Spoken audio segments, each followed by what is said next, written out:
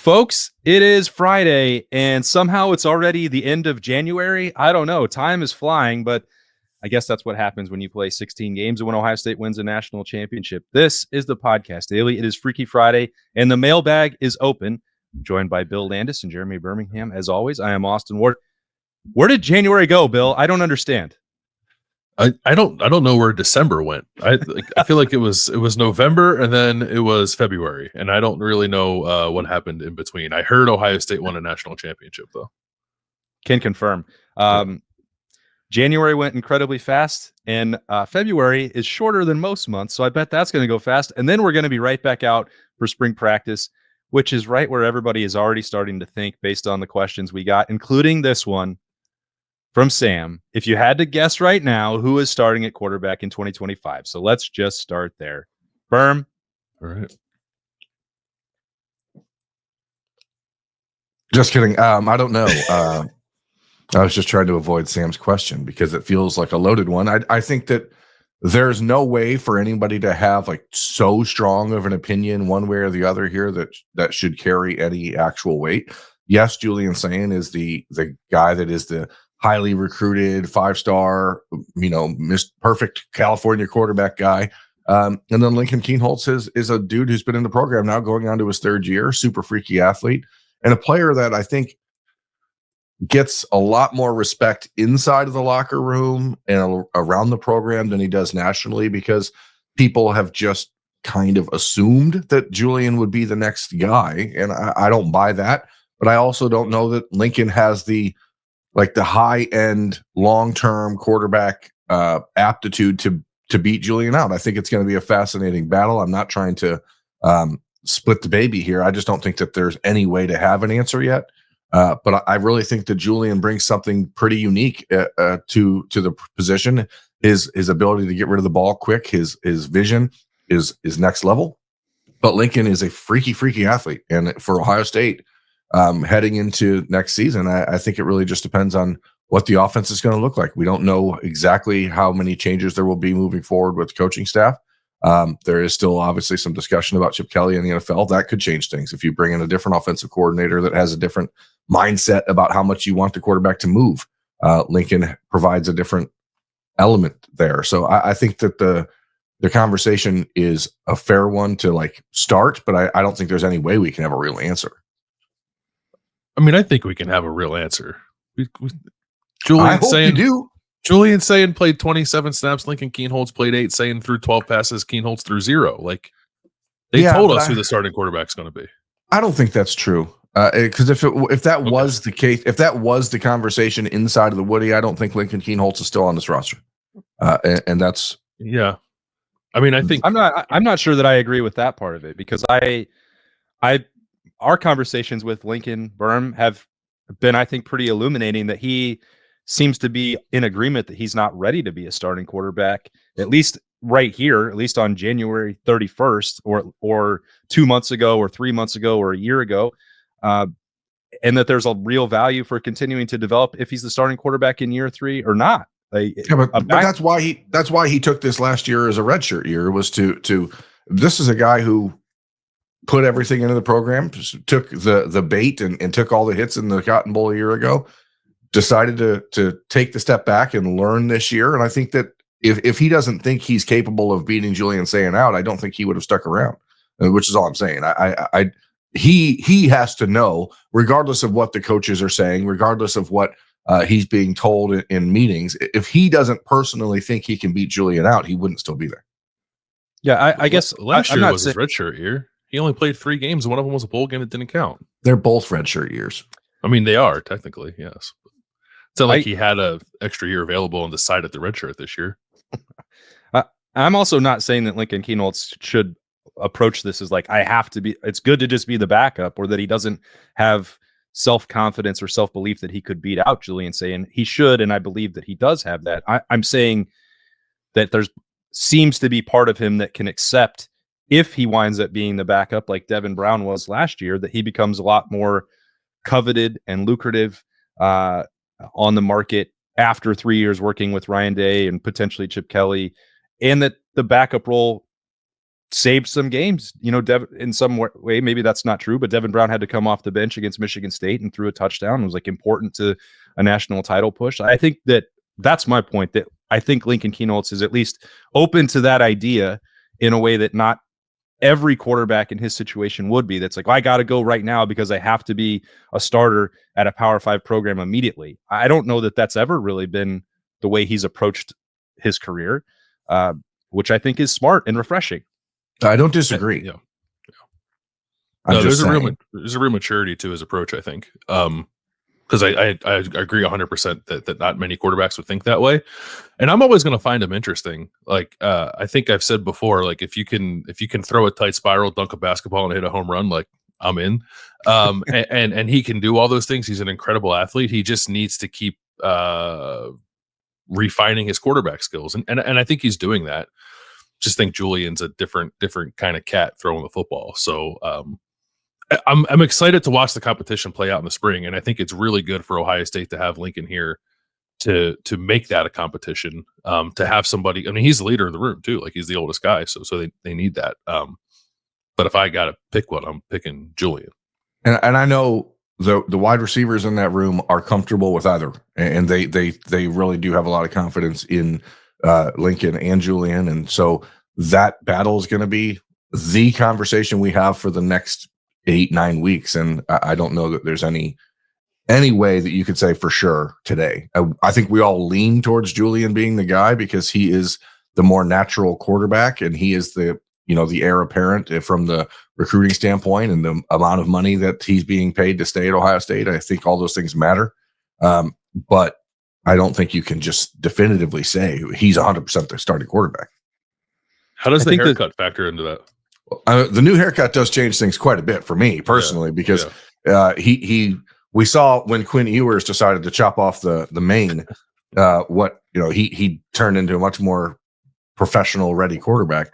I do think that Julian, when we saw him at the celebration last Sunday, I was like, man, where did my Chalamet go? Where did my Chalamet go? But he definitely looks business casual now. He's ready to go. Yeah, when Quinn cut that hair off, it prompted you to lose $200 to me that you still have not paid. This, I think, it's in the ether. That's in the ether. It's 180. It's just floating. Oh, okay. I think this was also from Sam, and he wanted to get our take on scouting reports on Julian Sayin, Lincoln Kienholz, and Tavian St. Clair heading into spring, with where they are in their development, the elite traits that Ryan Day is looking for, perceived deficiencies, player comps, that sort of thing. I don't know how much of that, at least for Tavian, we can really say. I mean, because my assessment would be he's a true freshman, and I think expecting a lot more or playing time or him to play a key role from Ohio State is premature. He certainly looks more physically developed than just about any true freshman quarterback I've probably ever seen, but he's not been through any practices yet. So, and the level of competition he played in high school is not the same. So we could probably do that a little bit more with the development tracks for Julian and Lincoln. And I would almost say that like Tavian has to be a little bit set to the side. Berm might disagree with that. I don't know. Do you, Berm? I don't disagree with it. I think we are moving toward a world where freshmen will certainly play more frequently because of the money that is being invested in them. I don't think that has to be the case at quarterback. As long as Lincoln and Julian are there, the belief that Tavian's going to come in and usurp them, I think, is just wishful thinking. I don't see that occurring for at least a year. That jump from Bellefontaine to Ohio State is pretty sizable. This is not a kid who has seen defenses who can move the way that like high-level college football players can move. It changes the speed of the game considerably, and all of the physical tools are there. Tavian has all the mental tools to fight through it and to not let himself get dejected and lose confidence. But barring something catastrophic, the idea of him playing any meaningful steps for Ohio State in 2025, I think, is folly. Yeah, I would just like to see how he adjusts to the speed. But I mean, he's gigantic and pretty athletic and has a big arm. And he has, like Berm said, he has all the tools you'd like to see. He does remind me of Justin Fields actually quite a bit. But Justin Fields took a year before he could play too. So I think that's probably likely the case for him. I think Lincoln, it's like all athleticism. He's twitchy. I do think if they want to have some continuity with quarterback run game, which I guess they ended up not doing as much as I thought they would do this year with Will Howard, but they at least did it some, and they did it more than they have previously under Ryan Day. Lincoln Kienholz provides you that. Likewise, I think a pretty strong arm, just one he needs to calibrate probably more consistently and accurately. And I think Julian Sayin is, I'll just say what Chip Kelly said. He seems to process things faster than most young guys do. That's different when you're doing it at game speed, and he doesn't have a ton of experience doing that. But if you can make somebody think that about you during practice at Ohio State, then I think you stand a pretty good chance of being able to do it in a game when you're playing for Ohio State. So, and he actually reminds me a little bit of Quinn Ewers. I think Quinn Ewers is not a great processor. I wouldn't say that about him, but in terms of sort of like special arm talent, especially on some like intermediate to like short to intermediate stuff, I think Julian Sayin's got a lot in common with Quinn. I think a lot of people might be allowing the one pass that Julian threw against Tennessee in the playoff game to skew their perception of what he is as a passer. Like, he is a special passer of the football. And he's playing quarterback. And so that is naturally why you lean toward him as the guy, because the quarterback's primary job outside of leading the team is to throw the football, and he does that better than anybody in the room. So I think you should expect that he will go into spring as the primary guy. But again, unless Tavian just absolutely lights the world on fire, or Julian and Lincoln prove that they can't run the offense, then I don't think that there's a conversation that involves a third quarterback. I do still think, if we're just talking about the position in general, that there's at least a 25% chance Ohio State looks to add someone else to the room just for some veteran leadership in that position. Now, I don't know that there's a Chris Chuganoff out there or Gunnar Hoke out there yet, but I wouldn't be surprised if at some point they find someone to fill that sort of role. Not like a Jaden Rashada type, just to be clear, who's waiting until spring. But I mean someone that has played football and that can help bring these guys along in the way that Gunnar and Chris Chuganoff did.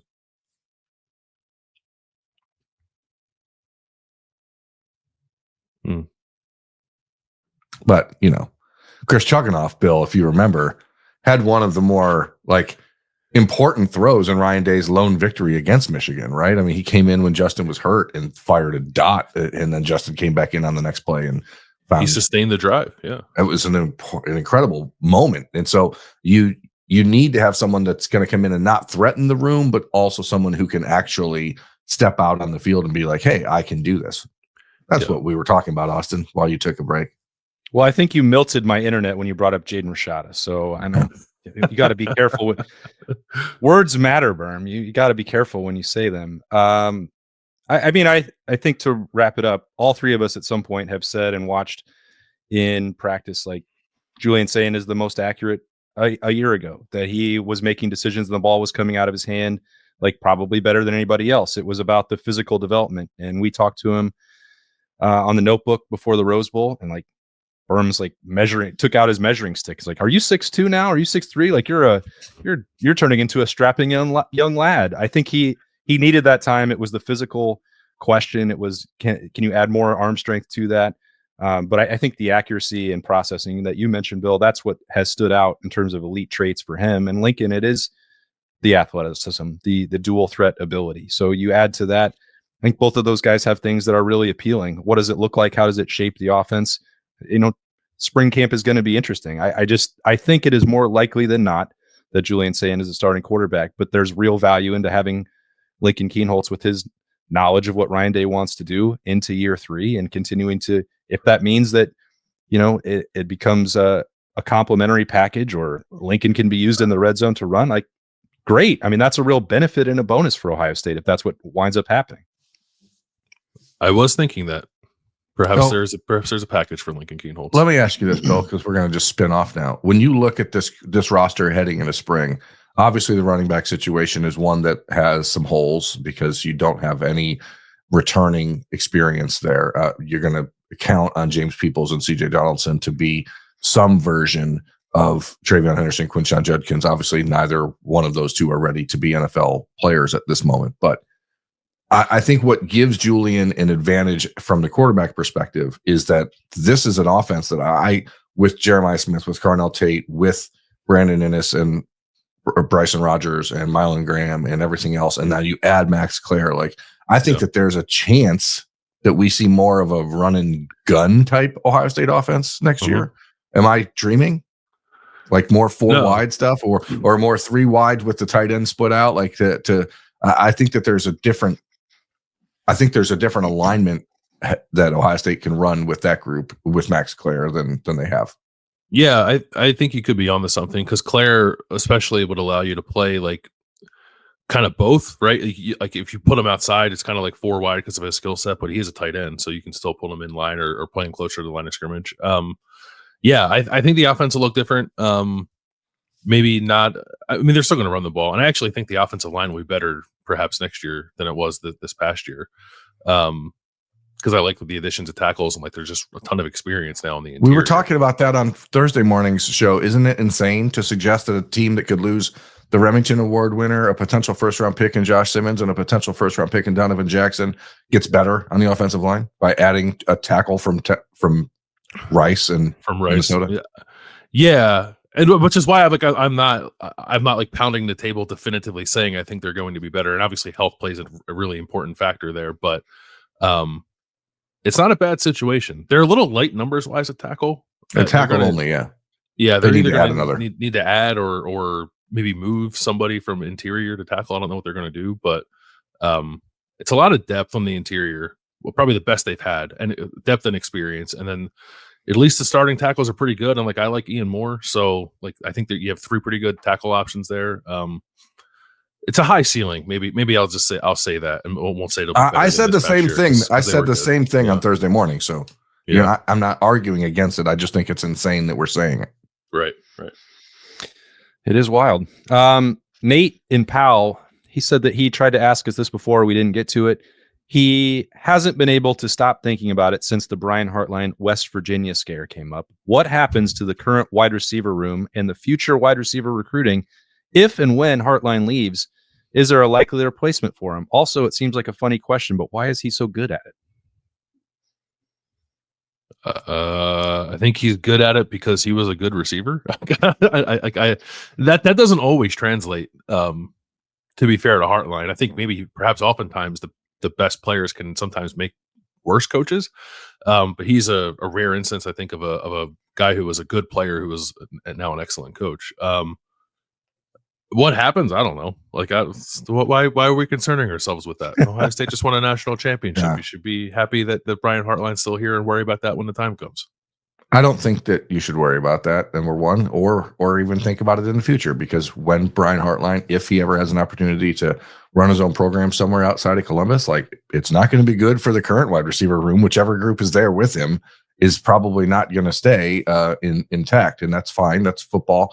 It is one of the weird parts of recruiting where head coaches now, and that's why I think it's important that Ryan Day and the Buckeyes, if there's an extension coming, that they lock something in the near future to really solidify that for his future, because the rest of the staff is going to have to make some decisions. And what makes Brian Hartline really good at being a recruiter and a coach is that he's an excellent communicator. He is not everyone who can do something can teach something. And Brian Hartline is really good at doing and teaching. And he also has an incredible amount of self-confidence. So like, he does not shy away from any fight. If he wants to recruit a player, he goes and does it, and he doesn't care about if someone says he's wasting his time or not. He is very singularly focused. He finds 2 or 3 guys a year that are his guys, and he spends all of his time recruiting those players. It is not a guy who casts a wide net and hopes to just pick up a straggler here or there. Like, Brian Hartline focuses on his guys and wins those battles. And then when they get to campus, they're like his brothers or his children. Like, he is extremely tight with them. And that forms this connection and loyalty, because he's said over and over, he's not taking transfer portal wide receivers, and he has not done it yet. And that matters a lot to the guys on the roster, because they know he's not going to be immediately looking to replace them with the next big thing at Oklahoma State or Austin P or wherever it is. And I think those guys just navigate to him because gravitate to him because he's done it. And he's done everything he's told them he was going to do. And if you're a coach that makes a lot of grandiose promises and then you deliver on it, I think that people start to buy it and believe in you. And once that happens, once you believe in a coach, like there's a lot of things that you can accomplish together, and everyone's seeing the result of it with all these first round picks. Yeah, I mean, if you lose the best position coach in the country, it's going to be bad for your current roster, and your recruiting is probably not going to be the same. If you're looking at a hypothetical, if that had happened immediately, I think the fact that Ryan Day is in place and that Keenan Bailey has a lot of years of experience working with Brian Hartline and recruiting some of these same wide receivers, you still see, was it the picture of like Brandon Ennis and Carnell Tate from a couple of years ago? Like Brian Hartline isn't always doing these recruiting missions solo, and then Devin Jordan as well. I think you have some pieces in place where you may be able to, moved forward without like complete implosion at wide receiver. But of course, it wouldn't be good if you lost Brian Hartline. He's critical to what Ohio State is building at that position and has been for years. He sure is. Yeah, it's wild. He's already been there for 7 years. He was heading into. Isn't that kind of nuts? Well, as we said to start Freaky Friday, time is flying. Zach would like to know what our favorite story of the season was. Bill. Donovan Jackson, like just doing what he did. I remember I was talking with Justin Fry. I apologize if I mentioned this before. I was talking to Justin Fry at the Rose Bowl Media Day, and just like trying to get an idea of honestly how insane it is that Donovan Jackson not only like did what he did and just moving over there, but just how good he was. And Justin Fry reiterated multiple times, like, it's not just that he's doing it, it's how well he's doing it. And there's not a lot of people who can step out there and arguably be better at tackle than they were at guard. So like, that'll be something I probably remember, I don't know, for a very long time at the very least, because you guys know I like offensive line play. Do you know that about me? Oh, really? Yeah. I just like, it continues to blow my mind how good he was at left tackle, to the point where Berm said, like, is he going to be a first round tackle now? Like, who would have seen that coming? Maybe it won't be quite that drastic, but I've seen enough draft people talking about Donovan Jackson as a tackle to make me think it's at least a possibility. So that was in a season that had a lot of really cool stories and guys doing cool things. That was my favorite for sure. Bill, before we move on to mine and Austin's answer, I'm sure people are wondering. They've seen the reports about Justin Fry interviewing with the Bears. What do we make of this as a whole? He's a really good offensive line coach. Like all the, I shouldn't say all of them, because I think I was probably pretty critical of his development at the point in the season where Samuelski didn't play very well against Nebraska. But I think by and large he's been an excellent offensive line coach. And I don't know, an average to above average recruiter, but that part doesn't matter when you're going to the NFL. So I'm not surprised that he would have interest, or that he would be getting interest or have interest himself in moving up to the NFL. And if Ohio State needs to replace him, that I think every assistant coach, maybe with the exception of Brian Hartline, should be replaceable. So I don't have any fear that Ohio State wouldn't be able to do that. But I think it is a rather strong endorsement of Justin Fry's development and on-field coaching chops that the NFL is interested in. Well, and Austin, you're going to say, yes, that's the agent's job, right? Here's what happens. He was under scrutiny, including from within the program last year. You look at the raises and the salaries and what was done in last offseason. Justin Fry did not get the same level of bump that everyone else did. And so when you go on a run, like Ohio State did in the postseason, when that position played at the level it did, you take any opening that is out there. If you have a good agent or if you represent yourself, you should still be taking these interviews, period. I haven't spent a lot of time on it. I don't think that the Chicago Bears can pay the same salary that Ohio State can to Justin Fry. You take whatever leverage you can possibly get. If he's tired of recruiting or tired of the NIL situation, which who could blame him? It's put him in the situation, I think, that is maybe where a lot of the criticism for him comes, because the NIL package for these offensive linemen, or for David Sanders specifically, has given him a knife in a gunfight. And I think their approach, I've said many times, has been better to take and develop and then supplement in the portal if necessary. But whatever. I mean, if that has been the weak point and you're tired of dealing with that, then you can go to the NFL. I don't think it would be as lucrative for him, but this is the way the business world and the business side works. So I'm not really concerned about it. And I'd be more concerned if they didn't take any of these interviews and nobody wanted them. Yep. It's always the catch-22. Do you want your coaches to be wanted or do you want them to be fired? Because eventually all coaches move on for one of those two reasons. Yeah. So you knew what I was going to say, but I said it anyway. Yeah. I just wanted to leave it to you. My favorite story this year, at the risk of being somewhat generic, is just the Will Howard experience. I from the minute he got on campus to the loss against Oregon and standing up at the podium saying, we're going to see these guys again, to the rise back after that, the Indiana, the Signetti Google Me stuff, then to go out and lose to Michigan, you could see that Will was just heartbroken after that game. And I think he stopped himself from getting at the podium inside of the stadium on November 30th and saying like something so braggadocious or so bold, like, okay, now we're going to go win the national championship. We'll see you guys there. Like, I think he wanted to say something like that, and he held back because he was just in an emotional state and probably slightly dinged up. But the reality is, we saw Will Howard a year ago decide to pick Ohio State over the NFL with the intention of raising his draft stock and learning from Ryan Day, learning from Chip Kelly, not Chip Kelly at the time because he didn't know Chip Kelly was going to be there, but learning from Ryan Day and whoever Ryan Day had around him at quarterback. And to now see, I mean, it's seeing people on Thursday morning, Thursday afternoon, NFL draft analysts, and I know there's about 17 million of those people on the internet now, but people say Will Howard is their quarterback number one in this draft. People who really believe that he has elevated himself into that conversation, and certainly not likely to be a first round pick, but I think he moved himself up into a day 2 pick. And if he did that, and then still led Ohio State to a national championship, he's just an elite human. And I think there's so much negative talk about the transfer portal and all the things that come with this era of college football, but I don't think anyone in the country would have gotten to know Will Howard if he didn't make that decision. And it's awesome to see it turn out the way that it did. I have a really hard time picking a favorite, which is why I'm looking forward to telling all these stories. As Ryan Day said, throughout the playoff run, like, if you win, there's going to be a bunch of them. And like, I'm thinking constantly about everything that we need, to cover throughout this year to memorialize what happened in 2024 and in January of 2025 for Ohio State.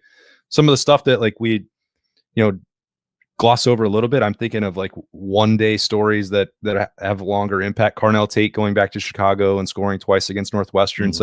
It's like, it feels like it happened so long ago. And then you move on, the rise of Jeremiah Smith and living up to that. And then, even like dropping the first screen of the season and then what happened from there. There's a lot of like small things that just stick in my mind that. What about the cap on Travion's career? Like, the first touchdown of his career is a 70-yard screen pass, and the last touchdown of his career is a 70-yard swing pass 4 years later in the Cotton Bowl. Like, that's amazing. Yeah, I mean, I think that I honestly believe that there are 100 stories that feel fictitious, and that Hollywood would be like, nope, this is over the top. And Jack Sawyer is the most unbelievable of all of them. Especially that Quinn Ewers is involved and that it's to win the Cotton Bowl and it's a semifinal and it's, I think that the play that sticks out in my mind the most is going to be Jack's, Scoop and Sawyer and that play. There's 100 that we can name, and I'm looking forward to doing that. But I guess if you ask me right now, what's the one thing that I think about the most and that feels the most like fairy tale-ish, it's got to be Jack Sawyer. So that would be my short answer. If you can even call it that. I don't think people understand, because you can't understand it if you weren't on that sideline, just how remarkably electric that moment was for the Ohio State football program.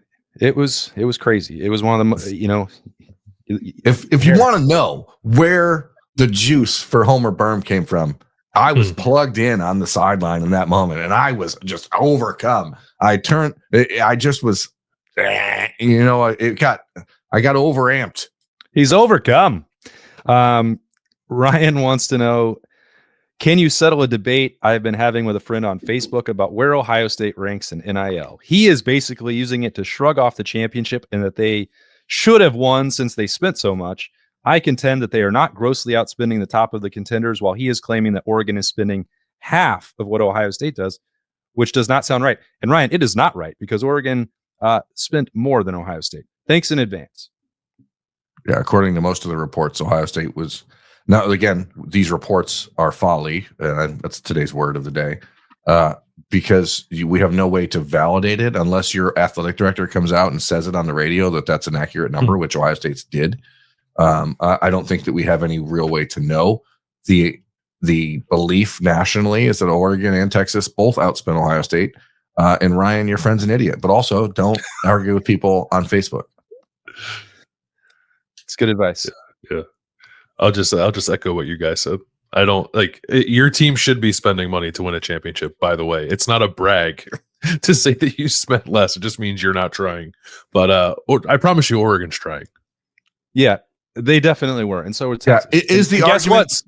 So was Georgia and so was Alabama. There are two things in the last week that I read that really they feed right into this argument. And I thought maybe we'd be done with the All-Stars conversation shenanigans, but it turns out we're not. And one is like, what can Georgia and Alabama do? Are they finally going to take NIL seriously? What? Who told you that they weren't? And why are you writing this down? They've been spending money forever. What are you talking about? And number two, I think I already talked about this one with Berm, which was the Ringer writing a flowery piece about how this was the first NIL national championship, while also using the example that, Michigan gave the blueprint the year before by paying to retain their players. The first NIL national champions. Shut up. What are you talking about? We all know why these national outlets use Ohio State to propagandize or to create narratives. It's because we react like this. So it's on us. It's on us, America. Yeah, to stop it. We have to react like this but we actually have a pretty good idea what's going on, and Ohio State fans too. So I guess if you're saying it's like anger clickbait for them, but the rest of the people around the country are reading it and be like, yeah, well, that sounds right.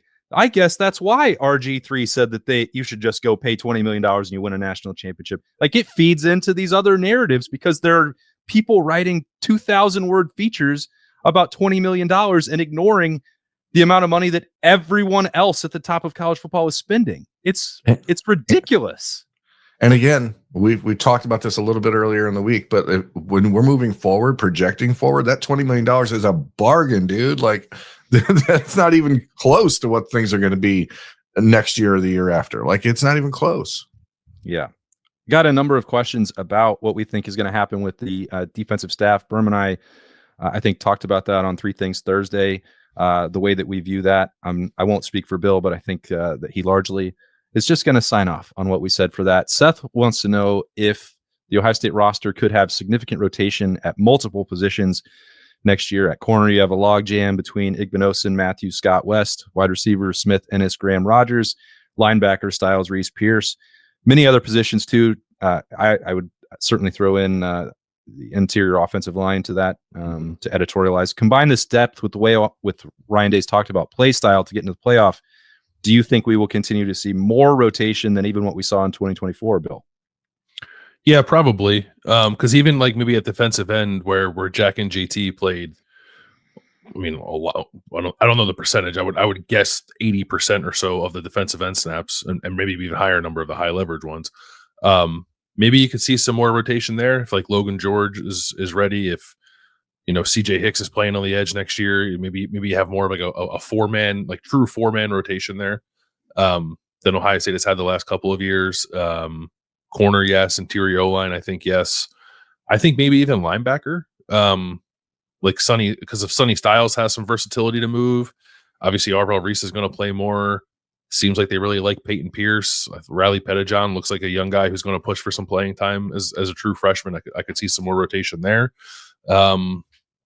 Honestly, like it might be easier to just say like guys who you don't think are going to rotate off the field, which is like Caleb Downs and Jeremiah Smith and Carnell Tate and I guess the offensive tackles, and maybe that's it. A quarterback, obviously, but or the way we're talking about a potential quarterback package in run situation. So yes, I do think you could see more depth played this year than in 2025 than this past season. I was looking through, like there were 33 guys who played at least 200 snaps this year.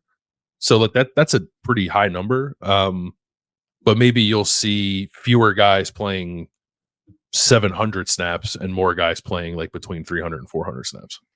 Yeah. How does that stack up to previous years? I mean, that's the question, right? Yeah. I think this past year was a perfect storm of having a ton of returning experience and guys that are not just in the 1,000 rep club, but like the 2,000 rep club, the 3,000 rep club. Like they played a ton of football, but you also had experienced depth behind them. So it was the guys like Kenyatta Jackson and Caden Curry, guys like Hero Kanu, guys like Jermaine Matthews. I mean, you had guys that had played football before that needed to be on the field.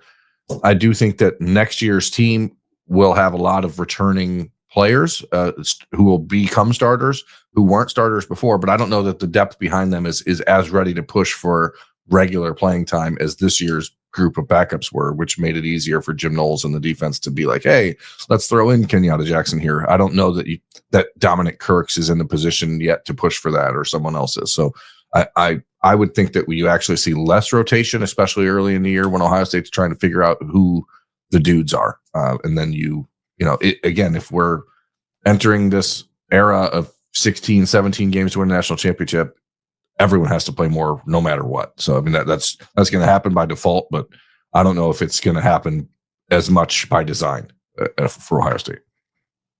I think that's the most interesting part, is that you can look basically everywhere on the roster but the defensive line and see that. As it's currently constructed, when you lose, not just because you lose all four starters, but that has the trickle down effect for the backups, where, as you said, you can trust Kenyatta or Caden to go in, or you have Edric Houston waiting or Caden McDonald to go in behind Tyleek and Ty. That's not going to be the situation. So does that mean that you're more inclined to rotate to try and find out early in the season, or less inclined because you're just going to lean on Caden and Kenyatta or Edric and Caden moving forward?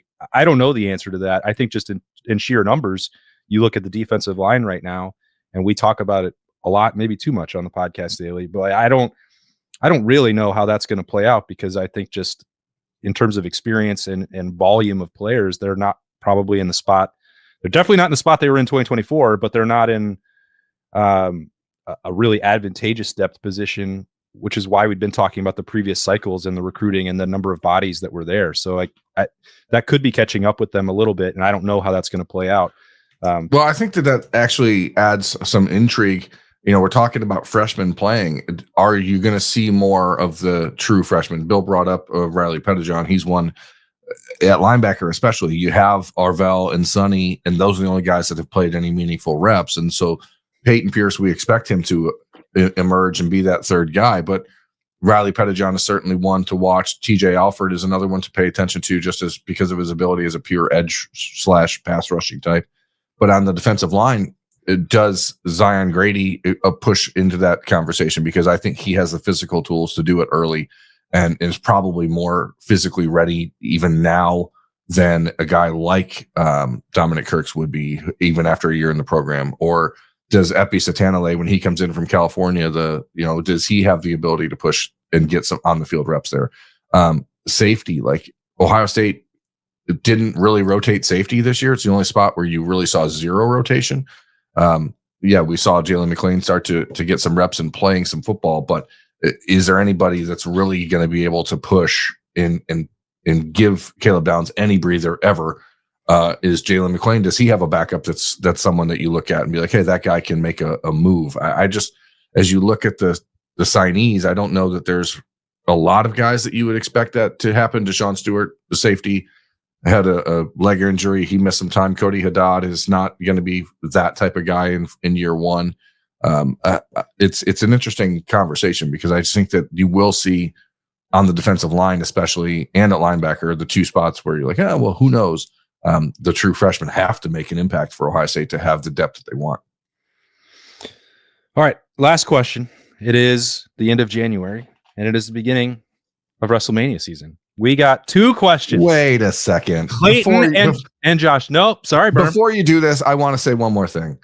Fahim Delane should play at safety, so I forgot about him. But other than that, you guys, I'll just have a good one, guys. Josh and Clayton both delivered for us, Bill. They want to know. Guys. Hold on. Should we just sign off and then you guys can be like 3, 2, 1, and then talk about wrestling? Nope. Sorry. This is a mailbag. I didn't say, can someone please ask us about the Royal Rumble? We got questions, Berm. And so they want your answer too, because you watch more wrestling than you ever acknowledge on this show. That's not true. Which is a fact, an absolute fact. I don't watch it at all. I see it on my timeline all the time because we talk about it and I hear you guys talk about it, and my phone is clearly just putting it onto my Twitter timeline. I don't watch it. My wife won't let me. She thinks it's absurd.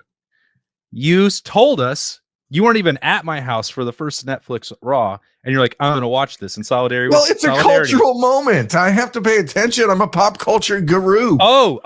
So this is an acknowledgement that you watch more than you pretend when you say, "Oh no, don't talk about wrestling." Haven't watched it since the debut on the Netflix, but I only did that because it's a pop culture moment that I need to be versed on. What if I end up on Pop Culture Jeopardy one day? I need to have these answers. Berm, who is going to win the men's rumble and who's going to win the women's rumble? All right. Who's in the men's rumble? Well, a lot of surprises. Do you want me to give me declared? Is the final boss? No, is Kane involved? Kane is not involved. Oh, okay. No, seriously though, the guy that I'm going to pick, who's Steiner's kid? Braun Breaker. Give me Braun Breaker. Okay, women's rumble. The one that Bill likes. Rhea. She's Ripley. already a champion. She's already in the rumble. She can't win. She cannot win. She's not entered. Bianca Belair. That's a good pick. That is actually a good pick. Yeah. She's probably going to take on Rhea at WrestleMania. That's where my thinking is. Yeah. I knew that all along. Yeah. Bianca Belair is my women's pick as well. My pick to win the men's rumble is Jey Uso. Oh. Yeet? Yeah. Yeet. That just controlled my camera somehow. I was just yeeting on the camera. I think Charlotte Flair is going to win the women's rumble in her return. I don't think that she should, but I think she's going to, so that she can wrestle Tiffany Stratton at WrestleMania. And I thought I was going to be alone in picking Jey Uso, but I think he's going to win the men's rumble. And I think that the close finish against Gunther on Saturday night's main event probably is going to encourage WWE to go that route. But I'm looking forward to it. I'm heading over to Indianapolis today with the girls to get ready for the Rumble at Lucas Oil Stadium. Been a while since I've attended a sporting event there. Maybe I will at the end of 2025 with Ohio State trying to get back to a Big Ten championship game. Or maybe who cares? What? We don't need an extra game. It's fine. I was gonna say it doesn't actually matter, and having that day off to regroup in December is fine too. Long episode of the Podcast Daily, as the mailbags on Freaky Friday tend to be. If you made it with us to the end with a wrestling breakdown, thanks for listening to all of it. If not, you don't hear me saying thank you anyway. For Bill Landis and Jeremy Birmingham, I am Austin Ward. This has been Freaky Friday on the Podcast Daily. Have a great weekend.